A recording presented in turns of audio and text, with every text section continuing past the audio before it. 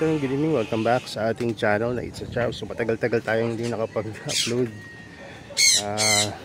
Busy kasi tayo talaga sa pag-aalaga ng bees. Tingnan nyo naman kung gaano na karaming mga bees yung na meron tayo. Problema dahil sa El Nino, pinasok namin lahat ng plants dito, kaya wala na kayong makikitang halaman sa labas. Nandito na sila ngayon lahat. So matagal-tagal tayong hindi nakapag-upload, pero ngayon siguro try natin na at least in 1 week makapag-upload tayo ng 3 hanggang 5 video, no, about sa carnivorous plant. At sa totoo lang ano talaga ako, yung parang pag sa carnivorous plant rin dati, yung na-focus talaga ako sa carnivorous plant. Ngayon naman sa bees ako na nalulong. Hindi dahil kasi nga ang daming dumating rin kasi ng mga peral, in order kong peral. Hindi ko alam na ganun pala kahirap i-manage yung ganun karaming mga bees, no? Yung dati-rati yung 10 na bees na in order ko, medyo inabot ako ng mga 3 buwan bago ko na i-transfer lahat, kasi nga baguhan at unti-unti pa lang. Ngayon na medyo may alam na ako sa pagta-transfer, naglakas loob ako na marami yung bilin ko.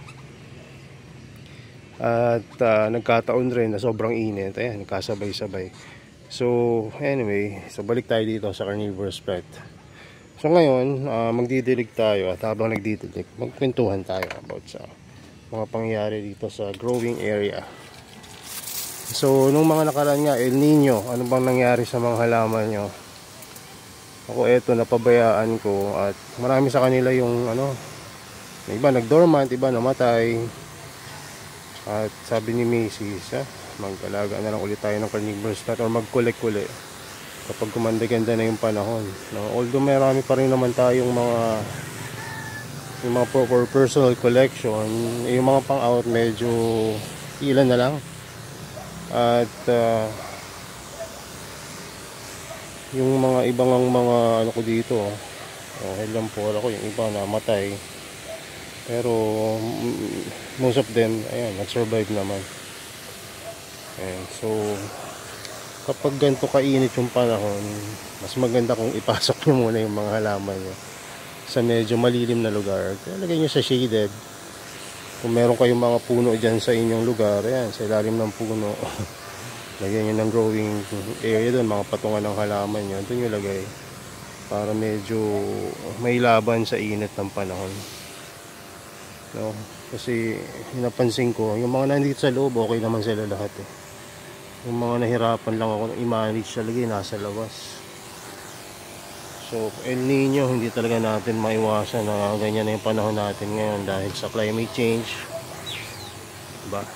Middle East nga, bumabaha ngayon. Dito naman sa atin yung sobrang init. Ayan, marami namang magaganda pa tulad nito binidilig natin ngayon. Ito nga, yung mga nasa loob. So kung may mga halaman kayo na nasa labas at hirap rin kayong alagaan, suggest ipasok nyo muna mga ilang linggo or buwan, kung kailan okay pa yung panahon natin. Ayan, pa natin ilabas ng paunti-unti. Actually, mas maganda na yung panahon ngayon kaysa nung nakaraan na umaabot ng 40 pataas yung temperature namin dito sa growing area. So dahil nga sobrang init, kala ko dati kayang-kaya talaga na kahit na El Nino, kaya yung sobrang init. Siguro kaya naman talaga, kaya lang nagkataon na pinutol ko rin yung ibang plants dito, yung grapes, di ba, binawasan natin. So dahil nabawasan yung halumigmig, humidity at yung greenery sa paligid na nakapag-sustain rin ng ibang plants, ayan nangyari. So ngayon, pinatutubo ko ulit yung grapes, pinagagapan ko sa taas.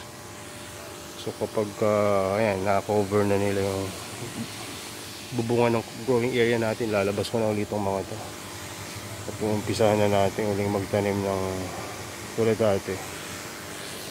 Pero nag-iisip ako ng bagong system na pwede kong gawin na hindi na kailangan diligan ng tulad na nito.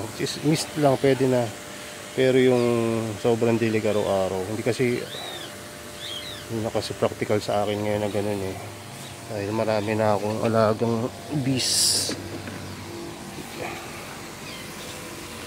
So siguro tingnan natin yung water tray method. Medyo may knowledge naman tayo dyan sa hydroponics. Hindi ko naman yung hydroponics, kumbaga ano lang, yung lagi lang may tubig sa ilalim na hindi makapag waterlog sa plants natin, enough para mag-sustain ang life ng carnivorous plant pero hindi makapag dudulot ng algae sa inyong mga halaman. Ito yung mga pala natin, Nautical Karata, nandito na nakalagay, pati yung mga bechi. And tapos ito yung bang pangalan nito, Jeriana ba ito? And dyan siya.